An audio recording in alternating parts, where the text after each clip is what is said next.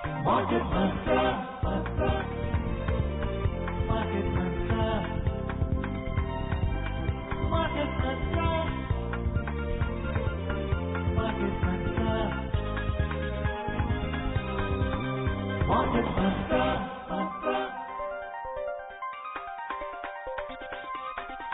Market Mantra.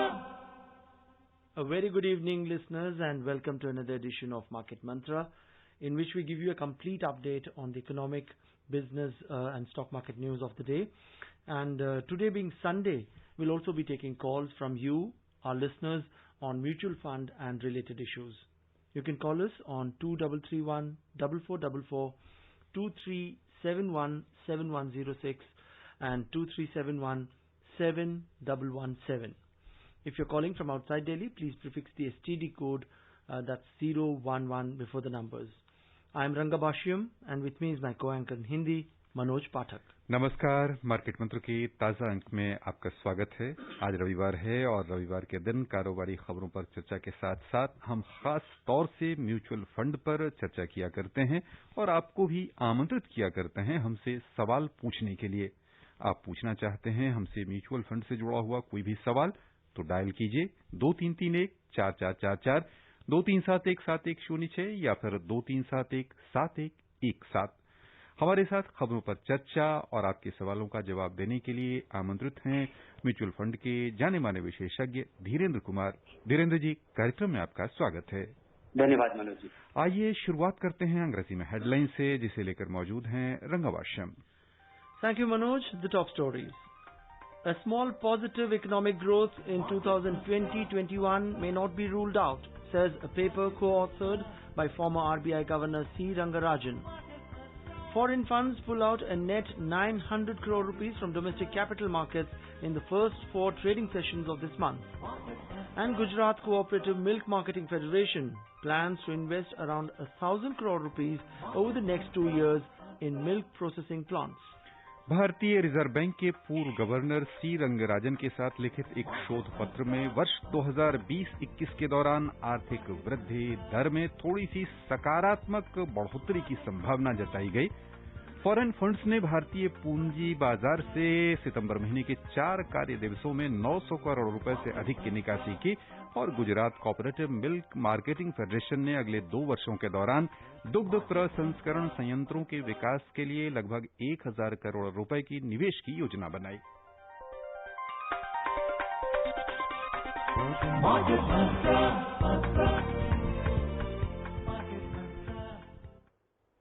Well, now for all the details, a silver lining in these gloomy times. A small positive economic growth in 2020-21 may not be ruled out, as sectors like agriculture and essential goods and services were operational in the first quarter despite coronavirus-induced lockdown, according to a paper co-authored by former RBI Governor C. Rangarajan. The paper, authored by Rangarajan and the Chief Policy Advisor of EY India, D.K. Srivastava, stated that the story of Indian economy as it unfolds under the impact of COVID-19 is disquieting. The paper noted that although many national and international agencies have projected a sharp contraction in GDP in 2020-21, ranging from the World Bank's projection of 3.2% to SBI's 6.8%, there are reasons to believe that the outcome may be better than these projections. Dhirendra जी, ये जो ताजा अनुमान जताया गया है हम उस पर आपकी प्रतिक्रिया समझना चाहेंगे। संभावना जताई जा रही है कि थोड़ी सी वृद्धि दिख सकती है आने वाले दिनों में। नहीं, मुझे इस रिसर्च के फ्रेमवर्क के बारे में जानकारी नहीं है और मुझे लगता है कि ये जितनी बड़ी अनिश्चितता है ये किस तरह से शेप अप होगा इसके बारे में अनुमान लगाना बड़ा मुश्किल है। पर मुझे लगता है कि भारत की जितनी बड़ी आबादी है उसमें अगर अधिकतर लोग किसी भी तरह से कुछ भी काम पे आ जाएं तो वृद्धि हो जाएगी। और मुझे लगता है कि यही इसका आधार होगा कि बहुत बड़ी आबादी के लिए अनिवार्य है, ये जरूरी है। और दूसरा कि हमारे यहाँ वृद्धि जरूरी इसलिए भी है कि इतनी बड़ी आबादी और जहाँ पे सरकार के पास इतनी कोई खास आपके पास सेफ्टी नेट नहीं है, तो लोगों के लिए लाचारी भी है। और वही मुझे लगता है कि इस वृद्धि के आकलन का या एस्टिमेट का आधार रहा होगा। All right. Now let's start taking phone calls. And joining us very first this evening on the show is Abdul from Delhi. Good evening and welcome to Market Mantra. Good evening sir. Yeah, go ahead. Put your question. Sir मेरा सवाल एक demat से related है। असल में sir Mahindra and Mahindra financial services का rights entitlement का share मैंने एक्सचेंज से परचेज किया था, बट अनफॉर्चुनेटली सर मैं उसमें अप्लाई नहीं कर पाया क्योंकि कम्युनिकेशन न मिलने की वजह से, और अब वो शेयर मेरे डीमैट से डेबिट हो गए और रिफंड भी नहीं मिला। तो क्या सर मुझे गाइड कर सकते हैं, क्या इसमें रिफंड मुझे मिलना चाहिए या और किसको अप्रोच करना चाहिए इसके रिगार्डिंग सर? नहीं, मुझे लगता है कि आपकी गलती है, चाहे कम्युनिकेशन की वजह से, तो आपको कंपनी से जरूर संपर्क करना चाहिए कि क्या पता अगर आप शिकायत करें या जानकारी की कमी की वजह से, क्योंकि आप राइट का रिनाउंसिएशन लिए थे और राइट का ऑफर खत्म हो गया। अगर आप राइट का रिनाउंस फॉर्म अगर या इंटाइटलमेंट लेकर के अगर आप उसमें अप्लाई नहीं करते हैं तो राइट का इंटाइटलमेंट राइट इशू होने के बाद वो खत्म हो जाता है। तो तुरंत आप कंपनी से संपर्क करें, कंपनी सेक्रेटरी को चिट्ठी लिखें, अपनी स्थिति बताएं कि क्या क्या हुआ था, और अगर आपके पास कागजी प्रमाण है तो वो जरूर दें कि कब आपने खरीदा, कब आपके अमाउंट अकाउंट में है और किस वजह से आप नहीं निवेश कर पाए। पर मुझे लगता है कि ये आपकी जानकारी कम होने की वजह से या किसी वजह से ये आपका इंटाइटलमेंट स्लिप कर गया है। हमारे साथ कुछ और श्रोता फोन लाइन पर हैं, उससे उन्हें आमंत्रित करने से पहले एक बार फिर हम अपना नंबर बता दे रहे हैं सभी श्रोताओं के लिए। हमारे नंबर हैं 23314444, 23717106 या फिर 23717117। हमारे साथ देश के जाने माने म्यूचुअल फंड विशेषज्ञ धीरेन्द्र कुमार जी आपके सवालों का जवाब देने के लिए आज आमंत्रित हैं, और अब हम फोन लाइन पर सवाल पूछने के लिए बुला रहे हैं दिल्ली से अरुण जी को।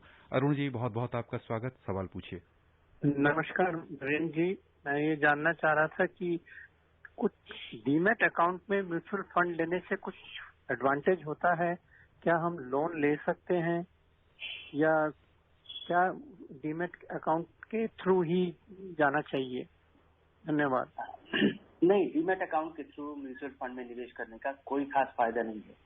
डीमैट अकाउंट में के थ्रू आप इन्वेस्ट करते हैं तो आमतौर पे वो स्टॉक ब्रोकर जो कि आपके लिए स्टॉक ब्रोकर जो कि म्यूचुअल फंड बेचते हैं, उस वजह से लोग एक डीमैट अकाउंट में के जरिए भी अपना निवेश करते हैं।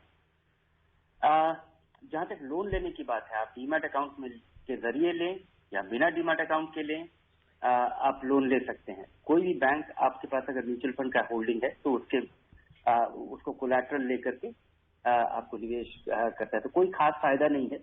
बल्कि अंडरलाइंग अगर आप देखें कि डीमैट अकाउंट के जरिए भी आप नहीं लेते तो म्यूचुअल फंड आपका डीमैट ही है, वो डिमैटेरियलाइज्ड फॉर्म में है। आपको अब म्यूचुअल फंड का सर्टिफिकेट नहीं मिलता है, आपको अकाउंट स्टेटमेंट मिलता है। आप जब भी खरीदते हैं, जब भी बेचते हैं, और वो दूसरे तरीके का बल्कि डीमैट अकाउंट से पुराना डीमैट अकाउंट है वो, और हर एक फंड कंपनी का अलग है, एक साथ आपको नहीं मिलता। तो डीमैट अकाउंट का एक फायदा है कि अगर आप उसके जरिए खरीदते हैं तो सारा निवेश आपके डीमैट अकाउंट में ही दिखता है, अलग अलग कंपनियों में आपको जाना नहीं पड़ता।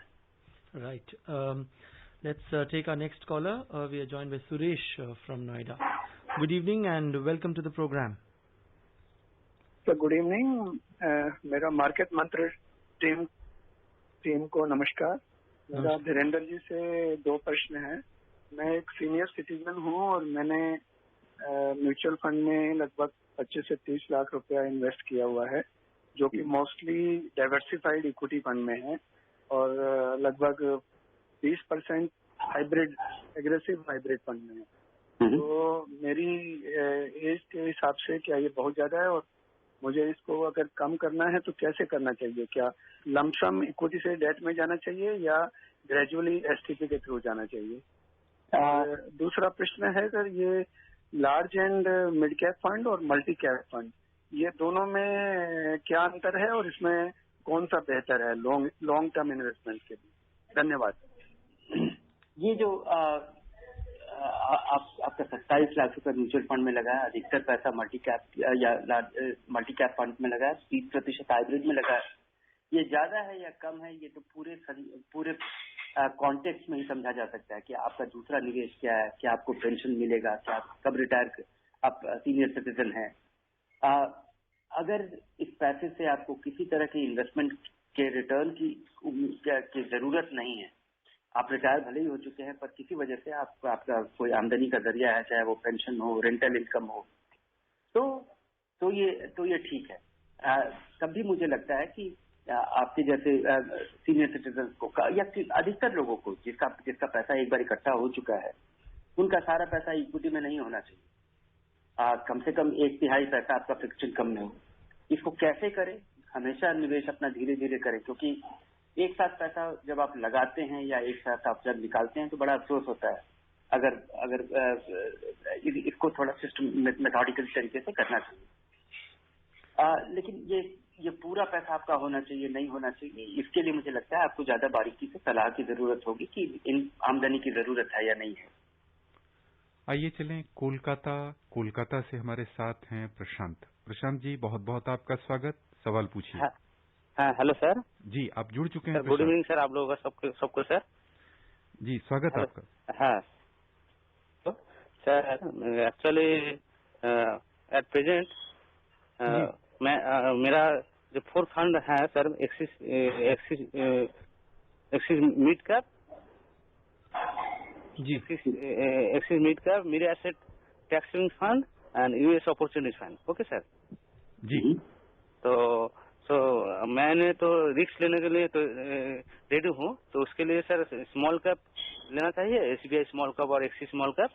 ये मेरा पहला क्वेश्चन है। और सेकंड क्वेश्चन है सर, तो मार्केट में जो रिस्क है, तो इसके लिए सर डेप्ट रिस्क कम करने के लिए कोई डेप्ट फंड की होल्ड करना चाहिए सर? इसके ऊपर सर थोड़ा आंसर दीजिए सर। आपके दोनों प्रश्न बड़े दिलचस्प हैं। एक तरफ आप बहुत रिस्क लेना चाहते हैं और दूसरा प्रश्न आपका ये है कि आप अपना रिस्क कम कैसे करें।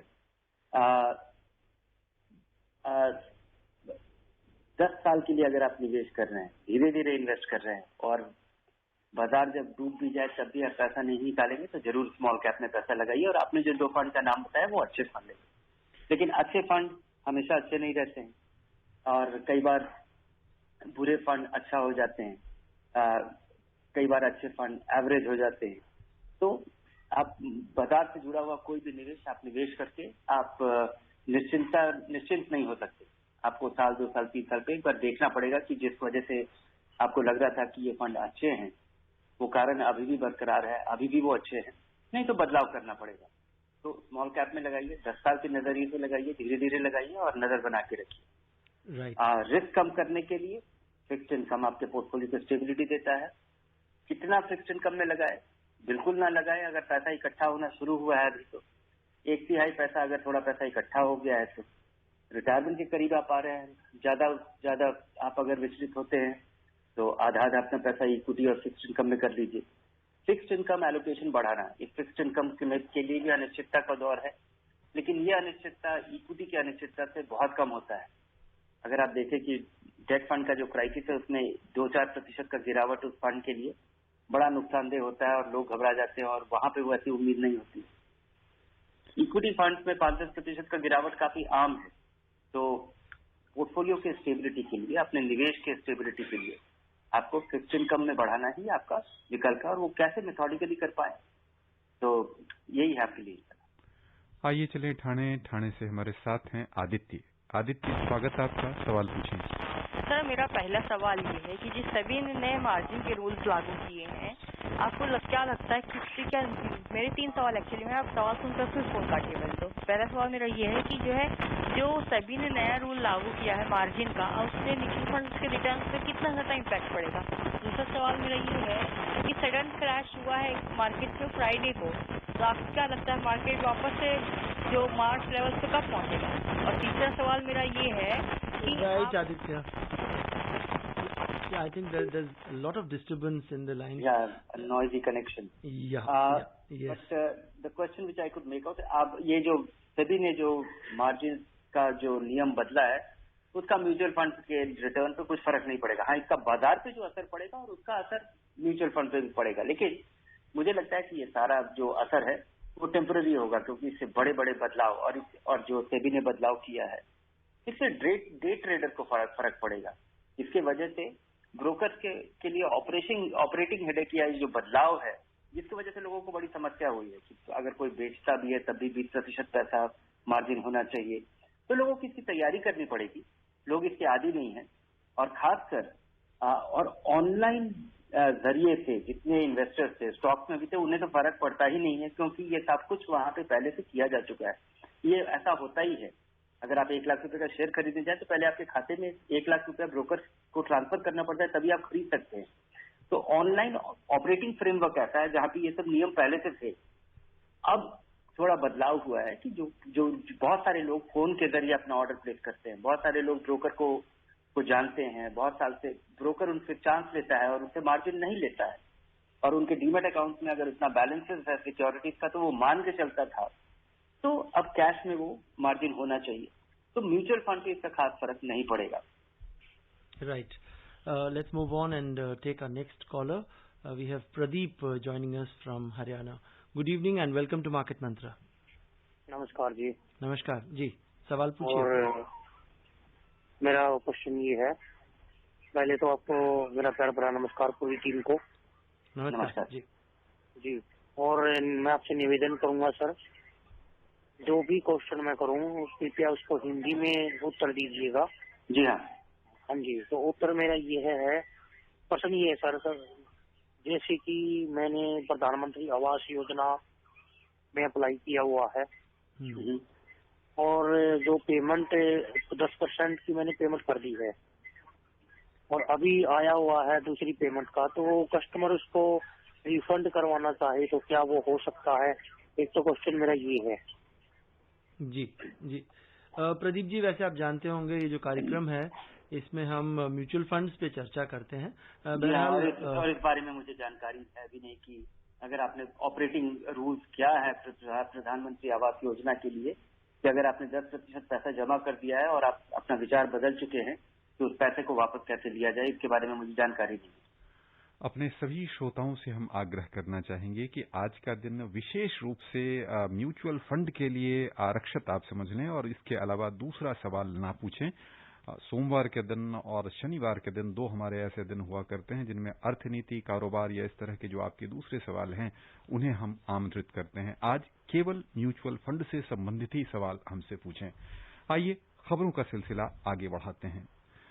भारतीय पूंजी बाजार से फॉरेन फंड्स ने इस महीने के 4 कार्य दिवसों में 900 करोड़ रुपए से अधिक की निकासी कर ली है। ताजा आंकड़ों के अनुसार विदेशी पोर्टफोलियो निवेशकों ने 1 से 4 सितंबर के दौरान इक्विटी मार्केट से 675 करोड़ रुपए की निकासी की, जबकि डेट सेगमेंट से 225 करोड़ रुपए निकाले गए। और इस बीच हमारे साथ फोन लाइन पर आज जुड़े हैं गाजियाबाद से अनिल। अनिल जी, आपका बहुत बहुत स्वागत है, सवाल पूछिए। हाँ, गुड इवनिंग सर। स्वागत मेरा आपका। क्वेश्चन ये था कि Franklin India feeders US fund and Motilal Nasdaq 100 fund, ये दोनों फंड्स में क्या हम इन्वेस्ट कर सकते हैं? I am already invested in Motilal multi cap fund, क्या ये फीडर फंड में क्या हम इन्वेस्ट कर सकते हैं? जी हाँ, बिल्कुल करना चाहिए। आपका नौकरी यही है, आमदनी का साधन भी यही है और हमारा सारा निवेश भी यही है। उसको डाइवर्सिफाई करने के लिए एक ऐसा निवेश जो कि हमारे अर्थव्यवस्था से पूरी सीधी तरह से जुड़ा हुआ नहीं है, वो फायदेमंद है। और मुझे लगता है कि और इसको भी उसी तरह से जैसे हम मल्टी कैप फंड में लगातार निवेश करने की सलाह देते हैं या जिस वजह से करना चाहिए, वैसे ही इन दोनों फंड में भी जरूर निवेश करना चाहिए। ये दोनों आपको एक ऐसे बाजार का, हाई ग्रोथ मार्केट का आपको एक्सपोजर देते हैं और ओपन एंड फंड फॉर्मेट में चूंकि दोनों उपलब्ध हैं तो आप इसमें भी अपना नियमित SIP कर सकते हैं। Right. And earlier, if you recall, Dhirendra, one of our listeners was asking about the market. Like in Friday, there was a substantial fall. For the next week, what do you foresee? Yes, I knowingly overlooked that question because I don't know. The big decline when the market was going up, everybody was asking that why the market is going up. When the market is going down, people are saying that when will this going down? You know, only on Friday we have seen the decline and the US market went down by substantially last Friday. And people are talking, you know, when Apple's share went down by about 7-8%. Yeah. It sometimes translates into the market capitalization of the whole market in some geography of the world. when you have a capitalization of $2 trillion. So I would say that I don't know, and it doesn't matter whether you become knowledgeable, you are able to guess it right, and it could be a guess only. Right. आइए चलें फरीदाबाद से हमारे साथ हैं पंकज जी, स्वागत है आपका, सवाल पूछिए। सर, सबसे पहले आप सभी को नमस्कार। जी नमस्कार। सर, मेरा सवाल है कि पहले अब जो म्यूचुअल फंड में इन्वेस्ट करते थे, तो जैसे 5,000 रुपीज का इन्वेस्टमेंट किया तो 5,000 के हिसाब से हमें यूनिट अलॉट होते थे। अभी कुछ उसमें से चार्जेस कट के जो बाकी बैलेंस होता है तब हमें यूनिट मिलते हैं। तो एक सवाल तो मेरा ये था कि तो इसके बारे में मैं जानना चाह रहा था, ये चार्जेस क्या होते हैं? जी सर, एक कुछ अटपटा सा सवाल है कि क्या जैसे यूएस और दूसरी इकोनॉमीज में रेट ऑफ इंटरेस्ट बहुत कम होता है, क्या हम वहां से कुछ पैसा उधार लेकर हमारे अपने जहाँ भारत में जैसे रेट ऑफ इंटरेस्ट ज्यादा होता है तो यहाँ पे इन्वेस्ट कर सकते हैं? तो ये थोड़ा सा अगर आप इस पे बता पाए तो धन्यवाद। जी हाँ, एक तो ये जो आपने एक स्टैम्प ड्यूटी लगाया गया है हर तरीके के निवेश पे, हर तरह के बाजार से जुड़े हुए निवेश पे। तो अगर आप 1 लाख रुपया अगर आप निवेश करते हैं तो आपको 5 रुपया देना पड़ता है। तो अगर आप 5,000 रुपया लगाते हैं तो 25 पैसा आपका कट जाता है। तो ये ये स्टैम्प ड्यूटी है, और चूंकि स्टैम्प ड्यूटी का जो नियम है वो बदला है और ये लागू हो गया है 1 जुलाई से। तो अब जब आप 5,000 रुपये लगाते हैं तो उसमें से 4,999 रुपया 75 पैसा आपका निवेश होता है, 25 पैसा आपका स्टैम्प ड्यूटी के तौर पर निवेश होते ही आपका ये जमा हो जाता है, ये कट जाता है और बाकी पैसा इन्वेस्ट होता है। और ये बहुत मामूली सी रकम है, ये 0.005% है, और इससे आपके निवेश के रिटर्न पे बहुत फर्क नहीं पड़ेगा। लेकिन हाँ, अगर आप कुछ दिनों के लिए पैसा लगाते हैं और ऐसे फंड में पैसा लगाते हैं जहाँ रिटर्न भी कम मिलता है, 60% का सालाना रिटर्न मिलता है, तो कुछ दिनों के रिटर्न के या आपका जरूर कुछ दिनों का रिटर्न आपका खत्म कर देता है। दूसरा सवाल कि हम विदेश में या बहुत सारे डेवलप्ड इकोनॉमी में ब्याज दरें कम है, यही तो लोग करते हैं, लेकिन इसके एक दो रिस्क है। एक दो रिस्क ये है कि अगर आप वहां से जरूर बोरो करें और सस्ता करें और महंगा लगाएं और ज्यादा रिटर्न आपको मिल पाएगा। आप 2% से बोरो कर रहे हैं और अगर आपको 8% रिटर्न यहाँ पे मिलता है। लेकिन एक इसमें खतरे की बात ये है कि हमारा पैसा डिप्रिशिएट करता रहता है। आप 100 रुपया अगर बाहर ले जाएंगे और आपकी 100 रुपए की ही देनदारी होगी, उस पर हर साल आप 2% रिटर्न दे रहे हैं, 2% ब्याज दे रहे हैं। लेकिन अगर आप 100 रुपया ले जाते हैं और जब पैसा वापस देने का समय आएगा तब हो सकता है डिप्रिसिएशन की वजह से आपको 120 रुपये देना पड़े। इसी वजह से हमारे यहाँ 110 रुपये देना पड़े, 120 रुपये देना पड़े, क्योंकि आपको ध्यान होगा कि पहले 40 रुपये था, फिर 45 रुपये था, फिर 50 रुपये था, फिर 70 रुपये हो गया है, 75 रुपया हो गया है। यहाँ उतार चढ़ाव दिखता है, लेकिन लॉन्ग टर्म में, लंबे समय में ये हमेशा डिप्रिशिएट करता है। और ये जो डिप्रिसिएशन का दर है वो आमतौर पे इसी बात पे आधारित होता है कि हमारे यहाँ और वहाँ पे ब्याज दरों में कितना अंतर है। और तो यही एक खतरा है, और ये खतरा काफी बड़ा है क्योंकि यहाँ पे बड़ी अनिश्चितता होती है। कई बार आपको कभी कभी गलती से फायदा भी हो जाता है, लेकिन आमतौर पे हमारे यहाँ ब्याज दरों में कमी की वजह से ही ये अंतर दिखता है। और वो आपका जो बीच का डिफरेंस है 2% और 8% के रिटर्न, मेरे उदाहरण में जो ये डिफरेंस है उसको वो नलिफाई कर देता है। राइट। यानी इसे ऐसे समझें कि दूर के ढोल सुहावने हैं और उसके झांसे में यदि आए तो खतरे नहीं, इसका मतलब ये आप जो कह रहे हैं वो कहावत के नजरिए से अच्छा है और ठीक भी है, ऐसा किया जा सकता है। और बहुत सारे इंस्टीट्यूशनल इन्वेस्टर्स, बड़े निवेशक ऐसा करते भी हैं। लेकिन अगर कोई चीज too good to be true तो सच नहीं होगा। अगर कोई चीज बहुत शानदार लग रहा है तो जरूर उसके पीछे कोई कारण है, और कारण ये है। आइए चलें चेन्नई से हमारे साथ फोन लाइन पर जुड़ गए हैं प्रदीप जी, बहुत बहुत आपका स्वागत, सवाल पूछिए। नमस्कार सर। नमस्कार। मैं एक सैलरी होल्डर हूँ जी, और मैं टैक्स के दायरे में आता हूँ, तो एक ELSF फंड में इन्वेस्ट करना चाहता हूँ। 3-4 फंड मैंने सिलेक्ट किए हैं ji. Mirae asset tax saver fund, Aditya Birla Sun Life 96 relief fund, Motilal Oswal long term equity fund and Axis long term equity fund. इस फंड के बारे में बता दीजिए। और ये मैं इन्वेस्टमेंट ईटी मनी के थ्रू करने जा रहा हूँ, तो क्या सही है? जी हाँ, आपने अच्छे फंड का चुनाव किया है और इनमें से किसी एक में आप पैसा लगा दीजिए। ये चारों फंड अभी तक अच्छे हैं और इसमें थोड़ा बहुत अंतर रहा होगा कि पिछले 3 साल में 5 साल में इनका कैसा प्रदर्शन रहा है, लेकिन भविष्य में कैसा करेगा ये गैप आना बड़ा मुश्किल है। फिलहाल ये चारों फंड अच्छे फंड, अगर मुझे भी चुनना हो तो ये 3-4 फंड मैं लोगों को सजेस्ट करूंगा। ईटी मनी के जरिए आप लगा सकते हैं। डायरेक्ट प्लान में निवेश ईटी मनी के जरिए करना आसान है और जरूर कीजिए। Right, and before we take more calls, let's take a look at some of the other news items. Gujarat Cooperative Milk Marketing Federation, which markets dairy products under the Amul brand, plans to invest around 1,000 crore rupees over the next 2 years to set up milk processing plants and another 500 crore rupees on facilities for new products like edible oil. The Gujarat Cooperative Milk Marketing Federation expects 12 to 15% growth in revenue. The processing capacity would increase to 420 lakh litres per day from the current 380 lakh litres per day. अब हम आमंत्रित करना चाहेंगे बस्ती उत्तर प्रदेश के संतोष जी को। संतोष जी, बहुत बहुत स्वागत। समय कम है, सवाल पूछें जल्दी। जी नमस्कार, सवाल पूछें। लाइन में बड़ी डिस्टर्बेंस जी, आप सुन पा रहे हैं? हेलो। हाँ जी संतोष, सवाल पूछें आप। हाँ जी, गुड इवनिंग सर। मुझे जानना है कि जो एसआईपी फ्रीक्वेंसी होती है, कोई कंपनी है डेली एसआईपी का फंड देती है, तो क्या वो मंथली एसआईपी से बेटर है? यस, यही जानना है।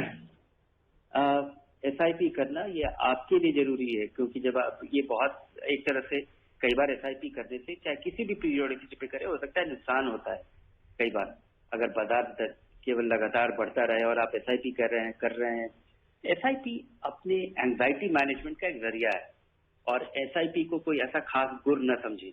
और मुझे लगता है कि डेले और क्योंकि लोगों को एसआईपी समझ में आ गया और लोग एसआईपी करने लग गए, तो लोगों को लगा कि ज्यादा करने से जैसा ज्यादा फायदा होगा और ये उपलब्ध कराया गया। बहुत सारे डेट फंड इन्वेस्टर्स एसआईपी लेकिन मुझे लगता है कि काफी बड़ा हेडेक है। आपको एक अकाउंट स्टेटमेंट मिले जिसमें कि 20 एंट्री हो हर महीने में और हर महीने आपके बैंक खाते से रोज एक एंट्री होता हो। हमारी आमदनी होती है हर महीने, हम अपने मकान का किस्त देते हैं हर महीने। अगर आप नौकरी पेशा आदमी है, ये एक इनकम से मैच करने वाला एक इन्वेस्टमेंट का साइकिल है। एक निवेश जो कि बचत आपका जो आमदनी का साइकिल है उससे मैच करता है। 1 तारीख को तनख्वाह मिलती है, कभी कभी देर भी हो सकता है। 5 तारीख का आप एसआईपी सेटअप कर लेते हैं, 5-10 साल चलता है और एक छोटी सी रकम से, छोटे से कैश फ्लो से या छोटी सी रकम से एक बड़ी पूंजी इकट्ठा हो जाती है। इससे ज्यादा इसको कुछ ना समझें। रोज रोज का एसआईपी मुझे लगता है कि ये बहुत बड़ा न्यूसेंस है कोई किसी इन्वेस्टर के लिए कि आप जब कैपिटल गेन कैलकुलेट करेंगे तो इतना बड़ा आप टैक्स स्टेटमेंट देंगे 10 साल में और उसका कोई खास फायदा नहीं है। आप अपना निवेश धीरे धीरे एवरेज कर रहे हैं, बस इतना ही समझिए। हमारे साथ गाजियाबाद से गौरव जी हैं, लेकिन गौरव जी को हम आग्रह करेंगे कि आप हमारे अगले रविवार को सवाल पूछिए, क्योंकि अब हमारे पास गौरव बहुत कम समय है। अपने अन्य सभी श्रोता जिन्होंने बड़े उत्साह के साथ हमसे सवाल पूछा है, उनके लिए भी हम आभार व्यक्त करना चाहेंगे कि अब समय कम है, आप कृपया लाइन पर हैं तो, लेकिन हम आपको अपने कार्यक्रम में सम्मिलित नहीं कर पाएंगे, इसका हमें खेद है। दूसरी ओर श्रोताओं की ओर से हम धीरेन्द्र जी को बहुत बहुत धन्यवाद देना चाहेंगे। धन्यवाद आपका। And before we close, a quick look at the top stories. A small positive economic growth in 2020-21 may not be ruled out, says a paper co-authored by former RBI Governor C. Rangarajan. Foreign funds pull out a net 900 crore rupees from domestic capital markets in the first 4 trading sessions of this month. And Gujarat Cooperative Milk Marketing Federation plans to invest around 1,000 crore rupees over the next 2 years in milk processing plants. भारतीय reserve bank के पूर्व governor सी रंगराजन के साथ लिखित एक शोध पत्र में वर्ष 2020-21 के दौरान आर्थिक वृद्धि दर में थोड़ी सी सकारात्मक बढ़ोतरी की संभावना जताई गई। फॉरेन फंड्स ने भारतीय पूंजी बाजार से इस महीने के 4 कार्य दिवसों में 900 करोड़ रुपए से अधिक की निकासी की। और इसी के साथ श्रोताओं, हम अपने कार्यक्रम से विदा लेंगे। अगले अंक में फिर होगी आपसे मुलाकात।